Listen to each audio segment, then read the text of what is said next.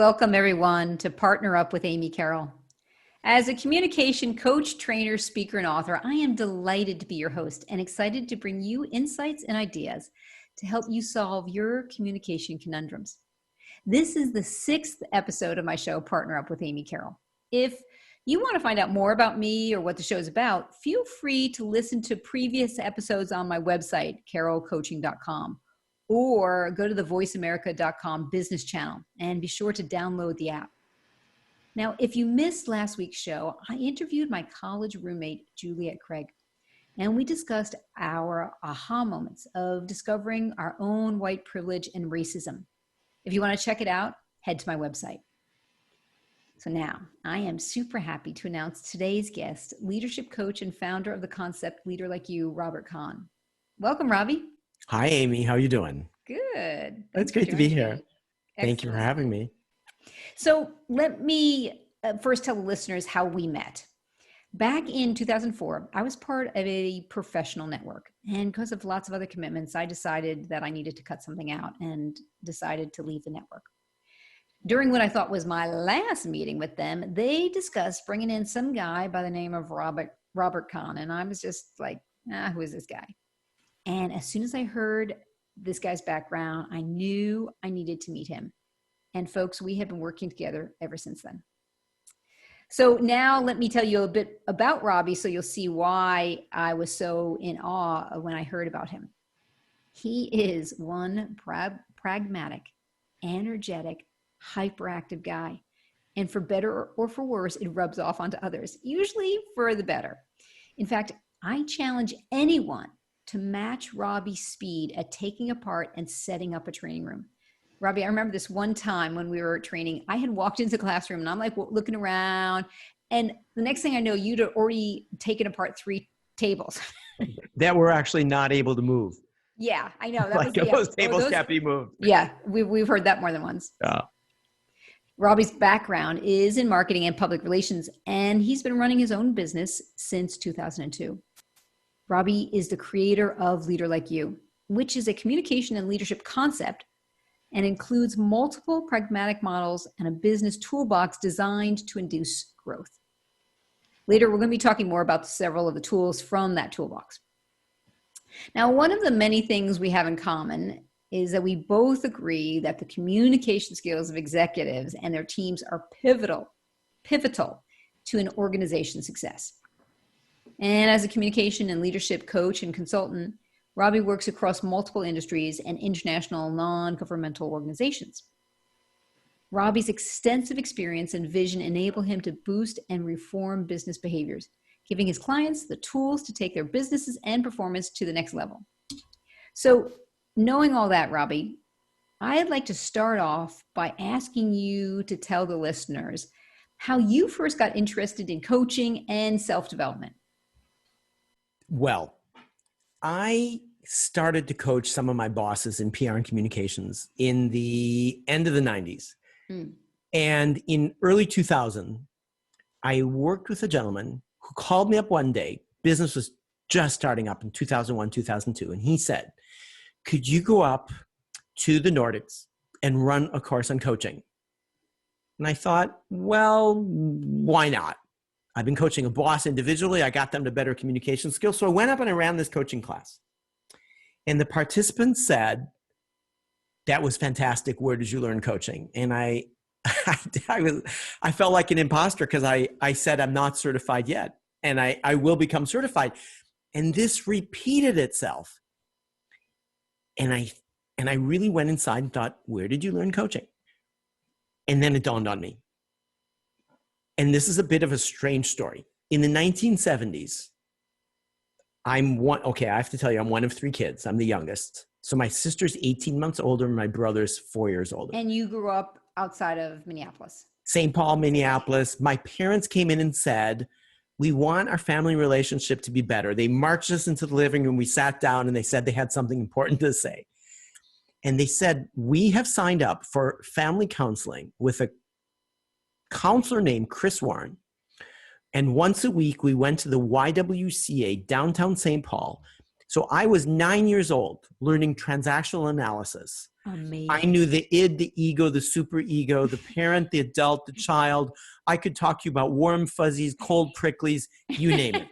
And not only did we have a group session, though every week she would see one of us, so there's 5 in the family, so every 5 weeks, I got a one-on-one coaching session. Though this was in the 70s, and I didn't realize how daring my parents were until later. I realized nobody did that stuff. Right. And it was only in the 2000s that when I started to coach, I remembered her question technique, her listening technique, her challenging technique, her probing technique, her empathy technique. And it was like opening a box you found up in the attic, and it was like, oh, I know how to do this. So that's how I realized I could do the coaching and the self-development for other people. And then, of course, later I became certified in units and things, and it got much better, though. That's how it was born. You know, I don't think I ever knew that about you. Yeah. And for me, it was kind of similar. I was 15 years old, and my sister would, whenever I would go visit her in California, instead of taking me on holiday, she'd stick me in the back of the classroom. And I was just absorbing all of this unbeknownst to me. And then I was coaching people and thinking, you know, how can I be doing this? So that's fascinating to know that it started at such an early age, and it was became such a part of your DNA that you could do it so intuitively. And so knowing that, what was the breakthrough that caused you to up your skills, and when? Okay, so I was a management associate for a bank in Germany right after graduate school. And this is about what year? 94, 95. Okay. And one of my 3 rotations was for a wonderful boss named Kitty. And she called me up one day, and she had the CEO of the bank and a senior leader from Brussels in a meeting room on the 6th floor. Okay. She called me up and she said, "Mr. Kahn, please bring up the direct bank folder." So I went from the 2nd floor to the 6th floor and trucked up, knocked gingerly on the door. And she had just called 2 minutes ago, so she came to the door, and I distinctly remember handing her this blue folder. And she waved her hand. She said, "No." And she came out in the hallway, and my brain's thinking, so if she doesn't want the folder, why did she call? And she says, "You know, they're really interested in this project." And I said, "Okay." And she said, "So it would be really nice for you to give a presentation someday on it." Now, at that point in time, my brain went, "Oh, okay, so I'm going to go back to my desk, make some appointments, give them to Julia, the assistant, who will call somebody in 3 weeks from now. I'll make a 60-page PowerPoint presentation, use 20 pages, click through it, get a little lost, show some pretty pictures, and get to the end. And hopefully survive it. And hopefully survive." And she said, much to my horror, she put her arm out, tapped her watch, and said, "Okay, it's 10:30. We're going for coffee in a few minutes. Why don't you stick around and meet everybody?" I'm like, "Oh, really?" And then at 10:45, just give us a walkthrough for 20, 30 minutes on the project. Oh my God. So I'm up there. So I don't remember the coffee hour. It must have not gone well.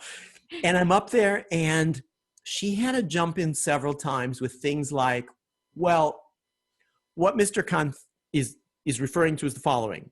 And I was like, "Yeah, that's it."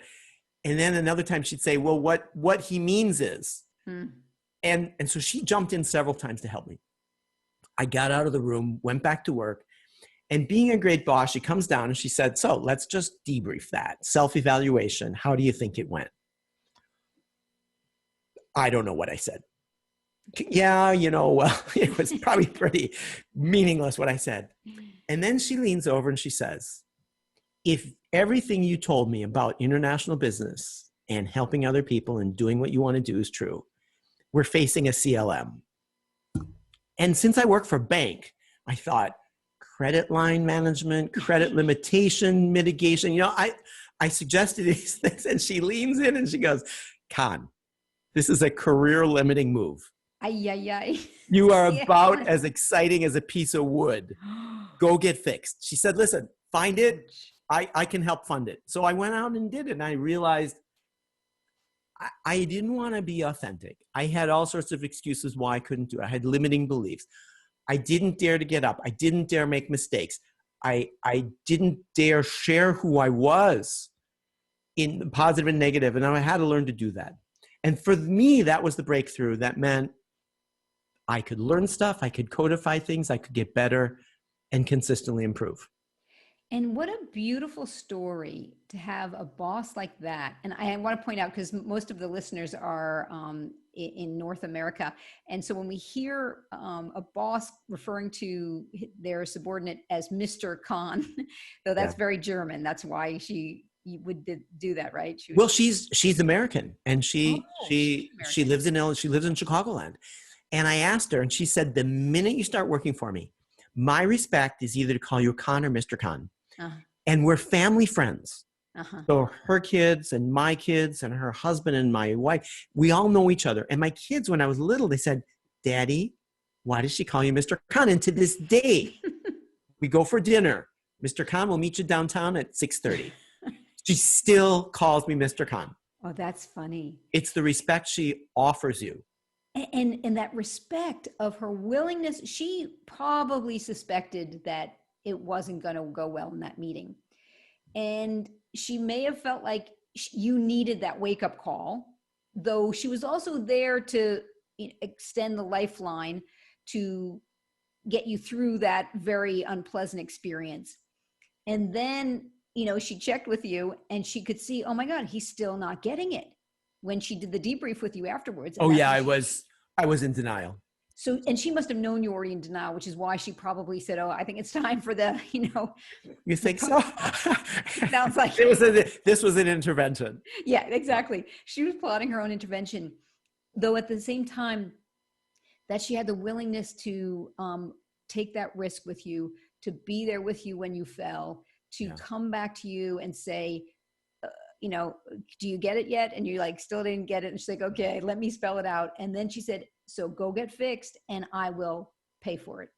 So what it sounds like a tough love intervention moment that she gave you. Yeah.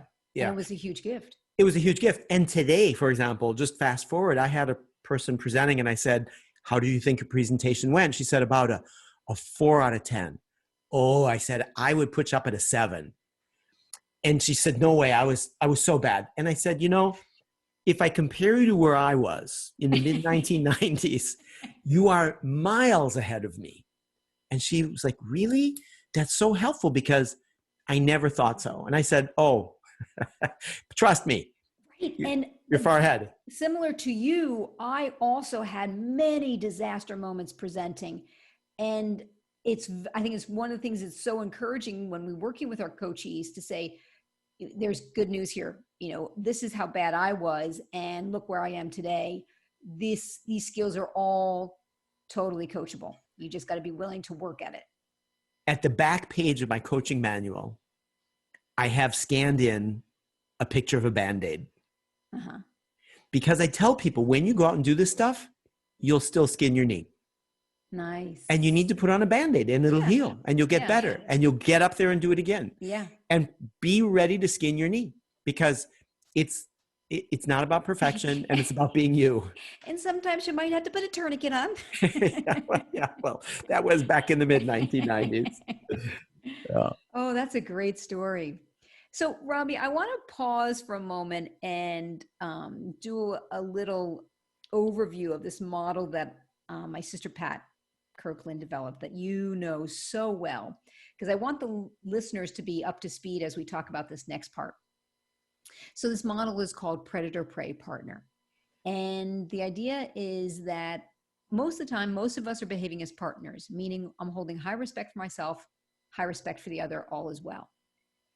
Under pressure, stress, perceived threat, crisis, COVID, or just if we're hungry, angry, lonely, or tired, we can slip into one of the other extremes. The predator holds too much respect for herself, not enough for others.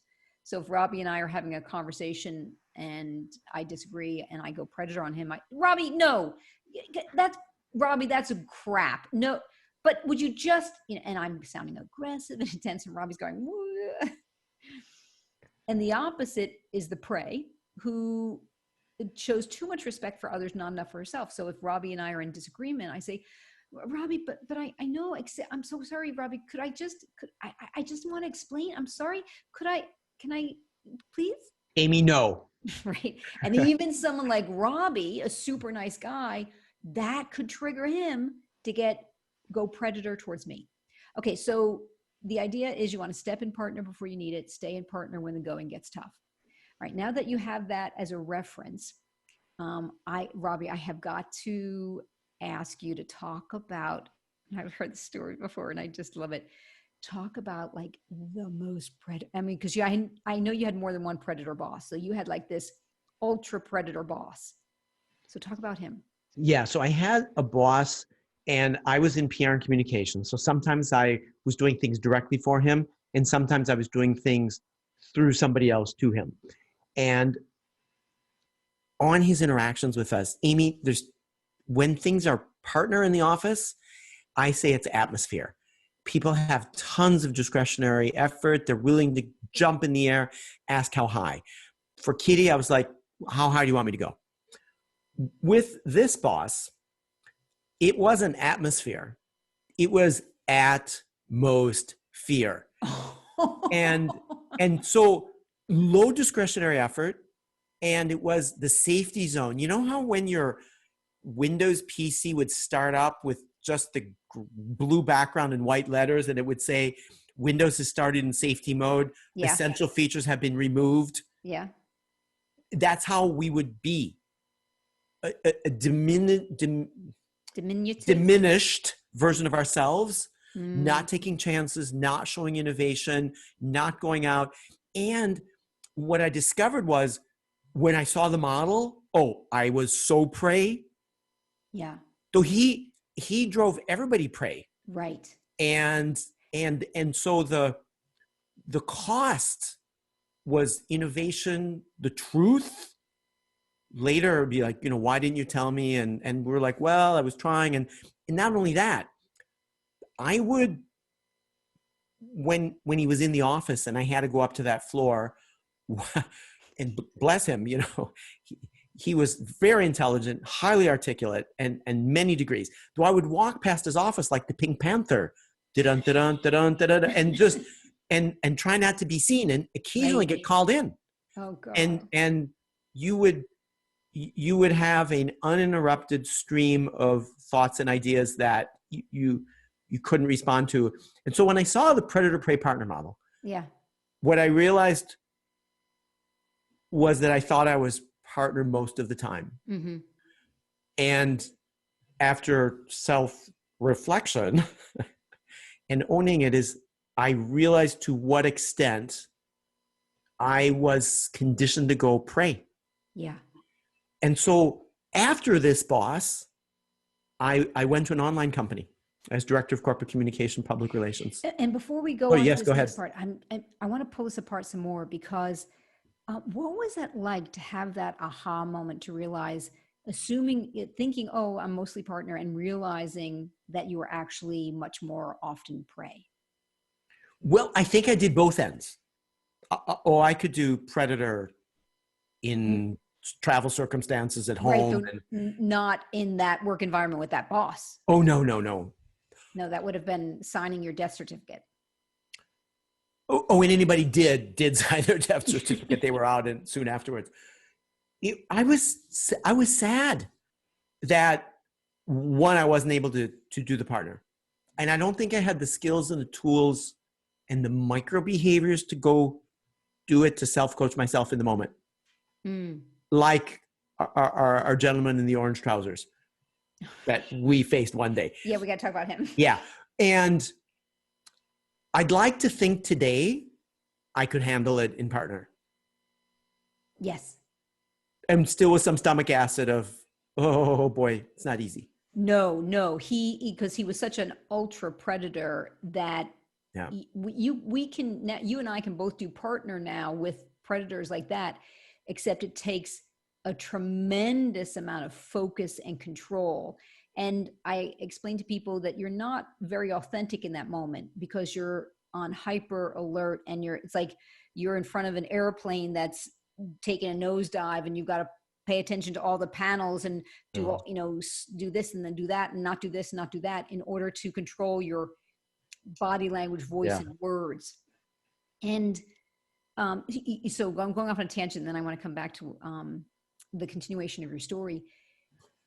I remember I had multiple predator bosses who I usually picked fights with, and had a short-lived career in each of those jobs. And I remember you telling me that. One boss I had, he was a predator's predator, and a bit you couldn't trust when he would blow up.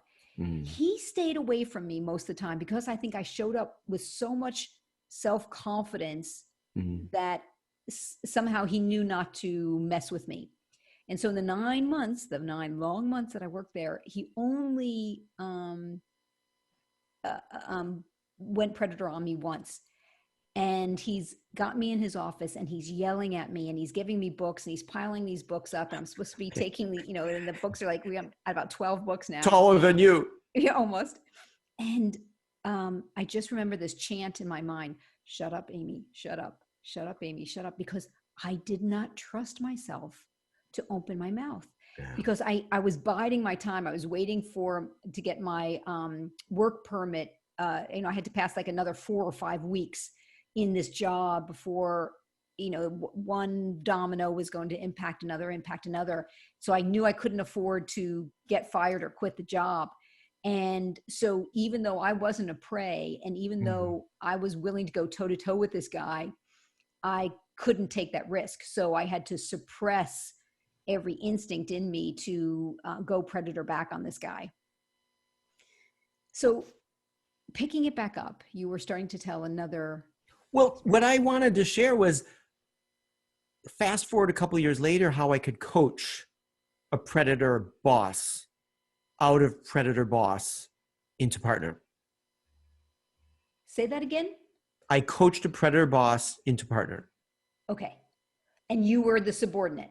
No, he was my client. Okay, you were already, okay, gotcha. And this was a gentleman who was getting a 20 out of 100 on his engagement survey when the company average was 80. Unbelievable. And they blew the whistle on him. And I had a pretty bad WebEx call with him to introduce myself. And he was very dismissive. And I remember at the end of the call, I said, I have a gift. And he's like, okay, what is it? And I said, I'm going to send you an article called Coaching the Alpha Male. And 3 weeks later, he selected me as his coach. And this was the phone call where he was, so walk me through that, because he was really dismissive immediately. Oh, I was on hold for 12 minutes. And then not that you were paying attention. And then he finally comes on the call. He's like, hello, who is this? Like, wow. Robert Kahn. Who? Robert Kahn. What do you want? It's like, well, we have an appointment to talk about coaching. And then he's like, oh, I don't need the coaching. It's like, okay. And then he says, I only have 13 minutes till my next meeting. Make it quick. Sure. So I introduced myself. And then at the end, he said, yeah, this coaching thing, I don't know.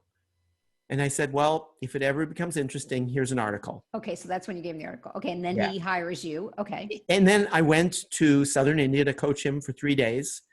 And I arrived during a tantrum. He was screaming at somebody in the staff and slammed the door. No. And then when then I went to ask for him and went to his office. He sits me down and says, you want a cup of tea? So I said, sure. And he was really nice and partnery and lovely to me. He opens his door and he says to his assistant, snaps his fingers, and he says, we'll take 2 white teas. And I couldn't believe he snapped his fingers. And she brought him in shaking. And so I coached the guy on the micro behaviors of the model. And on the 3rd day, he made a public announcement to his team how he's stepping into partner. Long story short, his engagement survey went up to 90 for the next 4 or 5 years. He sent me his results yearly. He's like, I'm at an 89, I'm a 91. And yeah, he got it.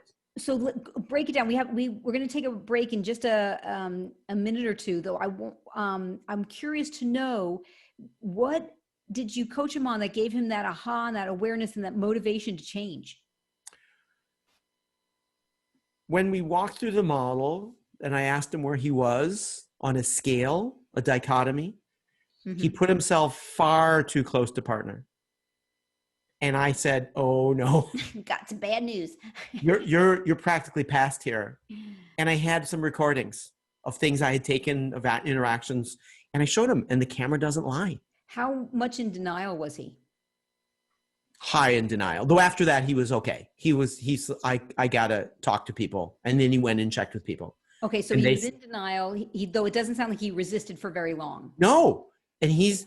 he started to ask people, I'm not, and they're like, yeah, you are. Oh, how scary for them. Yeah. And there was another breakthrough for him, though, on the third day. Okay, so we're going to pause there. I want to take a break, and you're going to tell me about that breakthrough and aha moment when we come back. You're listening to Partner Up with Amy Carroll, and if you're interested in connecting with Robbie, check out his website,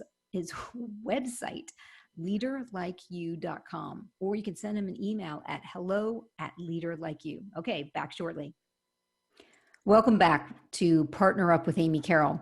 I'm here with my colleague, Robbie Kahn, and Robbie left us on a cliffhanger there. So Robbie, you had this CEO, senior guy who was a major predator. You were working with him in Southern India, and you had given him this aha moment. So tell us, and then you said his scores just skyrocketed from 20% to close to 90%, you said, right? Yeah, he did a great job. So on day 3, he stopped me and he said, oh, it's time for my check-in with my CEO and chairman of the board. Oh, okay. You mentioned that day 1. I forgot it. Okay, so he wasn't the CEO. He was a senior guy. And now he was a finance person. Got it. So he then said, I'm going into this room, which is a physical presence room where the audio and the video, and it looks like you're in the same room, though we're all in 3 locations. Great. And I said, listen, so I'm going to bring my tripod in and just film you in case something comes up. I'll sit in the corner and do my work. Won't say anything. Don't worry, I won't interrupt. Okay, cool. So we get in there. And this time he puts in the wrong code for his call and gets the, please check the number. So he puts in 2, 3 numbers, gets a little upset, calls his assistant, gets the new code. She tells him it's changed 2 weeks ago. She told him. Now, he's demonstrating some predator behaviors. And then towards his assistant? Towards himself, towards his assistant. He's hot and bothered. And he gets on the call, and there's 2 gentlemen just looking at him. And let's call him Mike. Mike, where have you been? Well, and they said, your scorecard is yellow and red. You promised your scorecard would be green by now. This is the CEO saying this to him. Yeah. And I thought, that's interesting. I wonder where he got the permission to behave this way, probably from them. The entitlement. So anyway, they're berating him about his scorecard and the lack of DSOs and getting cash in. And then, Amy, he starts to stutter and go low volume, upward inflection. He's moving in his swivel chair and he's sweating. And I'm looking at the gentleman saying, I don't recognize him. He flipped and he got through the call and recovered a little bit. And after the call, I said, Mike, what happened? Oh, yeah. He said, so I forgot to tell you. For my mother-in-law, my mother, local government, national government, and boss, I go power under severely. Oh my God. And I said, wow, that's so interesting because with everybody else, you're power over, and with them, you're power under. And he said, well, I don't think I was so bad. And I said, we need to look at the video. Oh, trust me. It was bad, Mike. And after that, he said, never again. But what I want to say here is I see this in the corporate and organizational world, the power over, power under flip. Yep. And where I encourage people to be is that power with. Right. Which is the partner. Yeah. And so power under is the prey. So what huge gifts you gave this guy and you were with him nonstop for 3 days. Nonstop for 3 days over a holiday called Pungal. Yep. And I had no idea it was showing up during Pungal. It was in February. and that's where they throw colors in the street, right? And they burn stuff. And I thought, wow, that's like showing up on like our equivalent of December 24th, 5th, and 26th. Wow. And his desire to work 3 full days was amazing. Wow. So he put in the work. And so he said to you, never again, meaning I'm not going power under, I'm not going pray again. Exactly. It's not going to happen. Yep. So that meant with his mother-in-law, those relationships changed. Apparently so. We were in touch for several years, and he said things are stable and good. Wow. That's fantastic. Well. So Robbie, I'm curious to hear, one of the tools that you use from your LeaderLike You concept is something called I equals Q times A. And I'd love for you to explain this concept and go into some detail about it. Sure. So I is our full impact of getting more what we want, more of the time, less hassle, less resistance, more buy-in in all areas of our life. And so the two variables, there's quality of what we do and say, and then there's the acceptance we get through the quality of what we say and do. Kind of like buy-in? Yeah. Okay. And I assign 10 points to each. So 10 times 10 is 100, metaphorically. And when I talk to people... You and I use math very metaphorically. Exactly. Had to become a trader because complicated math was not my thing. Though, when I ask people, what do you focus on the most? What is your organization, company, division focus on? Quality or acceptance? Most people tell me that most people focus on quality most of the time. Sure. Drive it up, don't get errors, do this, improve, which is great. And you and I, what we do is we help people on the quality of what they say and do. So the opportunity variable is acceptance. Now, if I leave up the word acceptance, some smarty pants, and I love it, raises their hand and says, what do you mean acceptance? For me, acceptance is saying yes and then doing yes and following through. What do you mean? Give me an example of saying yes and doing you yes. Say, Robbie, we got 19 more surveys. We got to get them done by Thursday. And I say, sure, Amy, no problem. So you said yes. I said yes. And then you catch me in the hallway Thursday afternoon around 5 o'clock. How those surveys going? With my backpack on my shoulder and car keys in my hand. I'm like, oh, hey, listen, Amy. So I got this thing going on and it's going to be a little bit late, probably going to be Friday. So I said yes, didn't do it. Got it. And so it's building in the tools to get higher acceptance. Now, on the quality, what I find is energy is huge. And your brother's energy scale. I talked to Kevin recently, and I told him I added a couple of variables, which he said, wow, this is interesting. Okay, so let's review the energy scale for people, and then you add the variables. So this is something Kevin developed, a scale of 1 to 10. 1 is bad life, 2 is bad day. No, 1, 2 is bad life, 3, 4 is bad day, 5, 6 is neutral, 7, 8 is in the zone energy, and 9, 10 is over the top. Okay, so take it from there. So what I've called it is positive intensity and negative intensity. And so the variables I added was bad day, bad life, bad moment, neutral negative, where you're really boring and dull and me probably in 1995, neutral positive, where you're giving bad news, new news, or diplomatic news. Then the zone, and then over the top. So that was an interesting thing you just said. Neutral positive, where you're maybe giving bad news. Now that's going to sound contradictory to people, though what we coach people to do, and correct me if this is different than what you're thinking, is that even when you're delivering bad news, you want to be slightly, softly upbeat. And go slowly. And so the brain catches up. Yes. So the annual report we're going to put out next quarter because of COVID will now be delayed till mid-year. We will then move mid. So that's okay. Now say positive. that again. Say that again in neutral negative, so the listeners can hear the difference. So the annual report that we're going to put out Q1 is going to be Q2 mid-year review, and we're moving all those things back 1 or 2 quarters. Okay. So there's a little passive aggressive, and almost moving into bad moment. Absolutely, noticeable difference between the two. I love that you just demonstrated that. And then bad moment's interesting because when you're in bad moment, you realize, not everything's okay. And in bad moment, you can make a decision to move down to bad life, bad day, or move back up. So bad moment would be, let's say we're walking into a meeting and Amy, you say to me, Robbie, do you have the copies for the client? Robbie, do you have the copies for the client? No, Amy, that was, you guys were going to do it. Remember? We sent that email afterwards. No. Yeah. So Amy, no, yeah. Robbie, no. So now we're in bad moment. Oh yeah. which is a very, and it's a, I find a coachable moment if I catch myself. Mm-hmm. So back to the I equals Q times A. Wait a minute. Could you just stay with that for a minute? What would be the coachable moment? What would you do? Bad moment. Right. The little Robbie goes, oh, Robbie, no, you do not want to be here. And don't go south to bad life, bad day, and hold them hostage and go power over. And so that's the self-coaching. Yeah.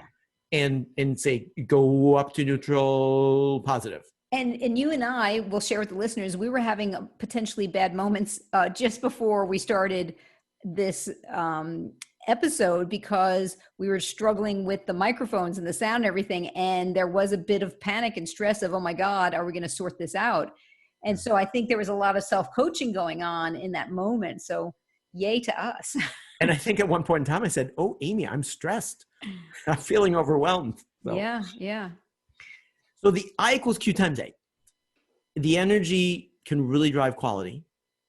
And I do an exercise that I demonstrate how we can move acceptance to amazing levels.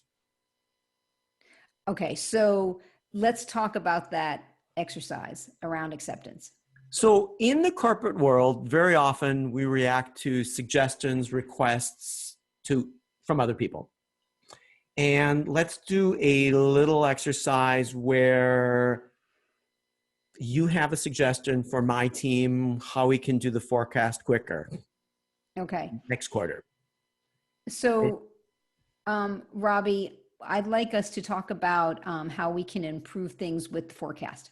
Yeah, but Amy, I want to, and I think it's a great idea, but didn't we talk about that in the team meeting last week? I mean, well, we didn't make any final decision, so I'd like to talk about it now. Okay, good. However, I got this thing coming up in like 10 minutes with Maria and Raj. So, I mean, go ahead. Well, I know though, we need to come to it. You had agreed that we would talk about this. Yeah, but okay, I thought we did. And anyway, what is it? Well, Robbie, what I need us to do is make some decisions so that the forecast is confirmed and we can present it to the management board. Yeah, I think it's great. And with all due respect, that's fine. But our team came up with a standard operating procedure, and I think your idea is great, but I don't think you guys are reading or read our SOP, okay? Okay, pause. So, Amy, let's just score the meeting. On a scale from 1 to 10, what would you give quality in this meeting? And this meeting, this exchange. Exactly. Quality is, oh God, I'd barely give you a 2. Okay. That was really nice. And how accepting am I of the idea of improving the forecast on a 0 to 10? 0. Okay. Got it. All right. Now, let's assume that never took place. Clear the slate. Okay. Shake it off. Shake it off. Shake it off. Great. Okay. Hey, Amy, you wanted to talk to me. Yeah, Robbie, I need to talk to you about the forecast. Oh, okay. And Amy, just a question. I think that's interesting. And isn't that what we talked about last week in the team meeting? We did, and we never came to a decision. Oh, okay. And one constraint. In 10 minutes, I'm supposed to go off and see Maria and Raj. Yes. And I think it's a great idea. And especially if we didn't finish it. I thought we did. So what's your suggestion?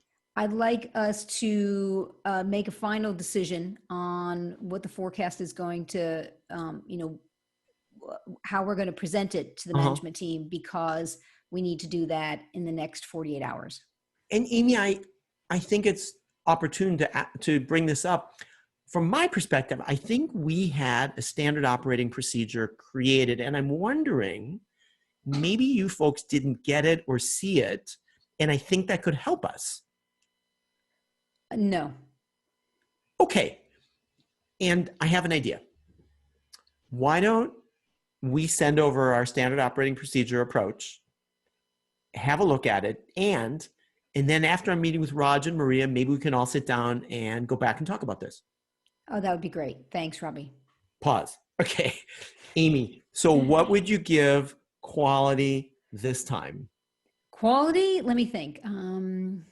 That felt like it was still, we had to work it through. It still felt like it was about I felt like a 6 or 7.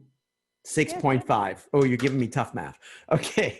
And then how accepting was I of the idea of sitting down to do this? Oh, totally. You were, I would say you were about an 8. Okay. Okay. So round 1 was a point. Wait. So round 1 was 2 times 0.1 so was 0.2. Robbie is now applying the percent change formula, which he and I have both memorized. It's the only mathematical formula that I Amy, know. Yeah. I have to ask you, what was acceptance again? In which round? Round 2. Acceptance was the second one, 8. 8. Okay. So 65 times 8, 50. So we went from a 0.2 to 52. Okay. So now let's look at this. And this is so exciting. Amy, I'm just curious, what you noticed I did in round 1 and what I did. You just kept blocking me. Mm-hmm. You were resisting and fighting me. So Amy, this is amazing. Anything else you notice? So Amy, the percent change from round 1 to round 2 was 25,900% better. Now, I ask my people this when I work with them. Would you too like a 25,900% improvement in everything you do, everywhere you go? Yes, please. Yeah. And people, they're like, of course. And so the round 1, all I did was said, yeah, but, and yes, however. Yeah. And in round 2, yes. I said yes and, or nothing. Mm-hmm. I wanted to fight you in round 1. Right. And so the exercise that I do and and let me ask you, where would you put energy on the energy scale in round 1 where we got a 0.2? The energy. Bad life, bad day, bad moment. That was for me, definitely bad day.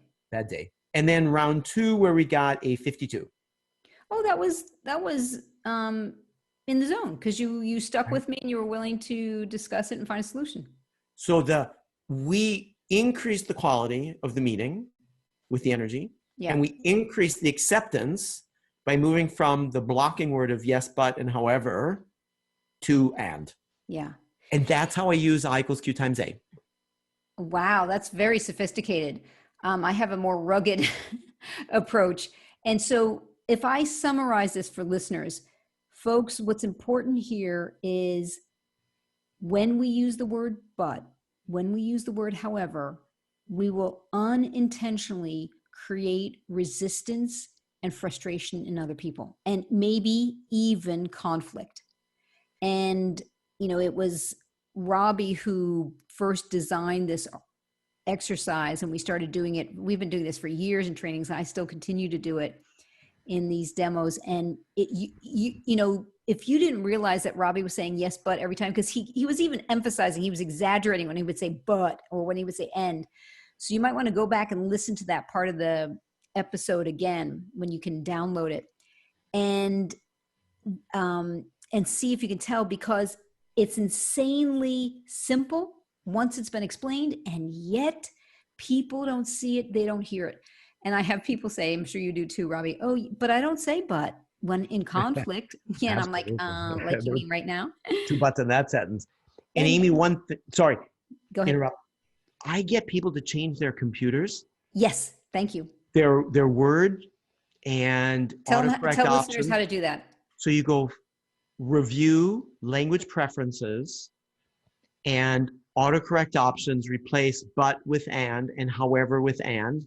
And then I get people to do this on their phone, their Samsung, Android, iPhone, whatever, so that when they have them type a WhatsApp home, honey, I love you, but, and it switches to honey, I love you, and I'll be late tonight. And people tell me that gets them out of more unwanted resistance than a lot of things.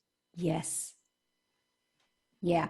And for me, sometimes when people first hear it, especially if they haven't been part of the exercise, they're very skeptical. So just notice now, listeners, as you're hearing this discussion, is there a part of you who's, your brain's already started going, no, that's just ridiculous. That's not possible. That's not feasible. Except if you have conflict in your life, you're going to want to pay attention to how often the word but comes out of your mouth. And so we recommend for, just spend the next week just noticing. If all of a sudden you had a disagreement with your teenager or your partner or your colleague, see if you can trace back in your sentence. Did you use the word but? Did you use the word however? And then, because you're going to have to find the motivation to be willing to change, because it definitely takes effort to change. Now, I don't know if you have a resource, Robbie. I recommend that people go to my website and go to my newsletters and read newsletter number 4, because that talks all about how to get rid of but and however, and all of the words in English that you can replace it with. And of course, because Robbie and I work with so many international people who are speaking so many other languages, we encourage them. Oh yes, you've got it written down there. I have a participant next morning. He left me in but in Chinese and all the and in Chinese. Excellent. And he gave me 11 different buts in Chinese, in Mandarin. Holy smokes. And then I now read another one here from a Danish participant who said, a piece of feedback. Wednesday evening, I left the seminar and went home and had dinner with my wife. I had the most meaningful and open conversation with my wife for a long time. And, underlined, I am positive that not using yeah, but, yeah, but was a crucial enabler. Thank you. Oh, that's awesome. Yeah. And years later, people come up and say, that was one of the things that helped us the most. Yeah. It's interesting how it pulls you into almost instant partner. Mm-hmm. It's and like, this is add water and you got power with. Yeah. Now, what a lot of people may not be aware of is this, for me, is one of the tenets of improvisational theater. And in fact, in just next week's episode, I'm going to be interviewing an amazing improviser. Now, one of the tenets of improv is when you block a scene, when you deny someone's reality, you can kill the scene. And saying but is the equivalent to blocking a scene.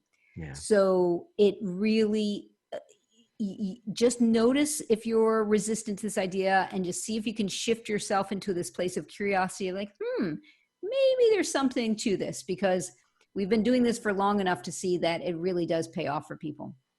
Robbie, I would love for you to spend, if you can, a couple of minutes. I don't know how long this story is. You told me once about a car accident in Argentina. Oh, yeah. Okay. So I was in Argentina driving north to Uruguay in July. It was a cold, rainy winter day. July 1st is like end of December, January here. Cold and dark. And I was stopped at a roundabout and was projected by somebody who hit me from behind off into the ravine. And my rental car was unusable. Oh my God. And we went to the police station and I had to fill out all these forms. And the name of the place was Guayaguaychil. Already I had to look at a form just to spell the thing. And the police station had no heat.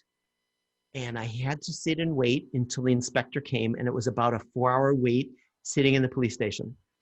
And I'm faced with a rental car that doesn't work, have to get across the border. And the man who's sitting there was stringing fishing lures. So I said, oh, I'm from Minnesota. We have lots of lakes and streams. And I started talking about fishing. We created a connection. And then once I created the connection and the power dynamic was neutralized, I said, you and your buddies you work with wouldn't be able to help me get my trunk closed and repair the car so I can drive across the border. 20 minutes later, I had 4 police officers rummaging through things they had to repair my car. And I have photographs. And we became friends. And I sent 3 reels of lure and fishing line. And I got the glowing letter back. He's like, I can't believe you sent that. Thank you very much. That's so lovely. And what it taught me was the power of the connection and not having negative intent. And for me, I'm curious to know, what were you doing when you said you equalize the power dynamic? What did you do in that moment? I resisted his brushing me off as I was speaking to him. I would speak and I would get very gruff, one-word answers. So in my world, I would call that pretending not to notice when the other person is being difficult. Right. Oh, fantastic. And just kept going in and create the connection, and just how much they shifted from you're nobody to you're somebody. Yes. And then the acknowledgement, recognition at both ends. Nice. Well, Robbie, we're going to wrap up the show, though there are so many more things we want to talk about. I would love it for you to come back on sometime and dive into more of this. Now, I have a call for action for the listeners. I want you to send me your communication conundrums, clashes, challenges, and mishaps, blunders, as well as your successes.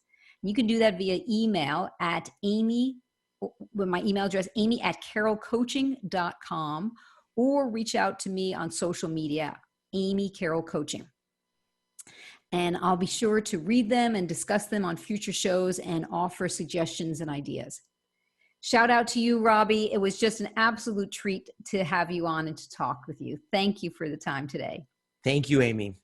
Now, if you want to reach Robbie, you can get to him at hello@LeaderLike You, or his website, LeaderLike You, and LinkedIn. You can find him on Robert Kahn. Now, be sure to tune in next week. I'm going to be talking with Andrew Tarvin, an improv expert and an all-around nice guy. We're going to be talking about how humor can be taught and be used to drive business results. You've been wonderful for tuning in. Thanks, everyone. And you've been listening to Partner Up with Amy Carroll on the Voice America Business Channel. Happy partnering, everyone.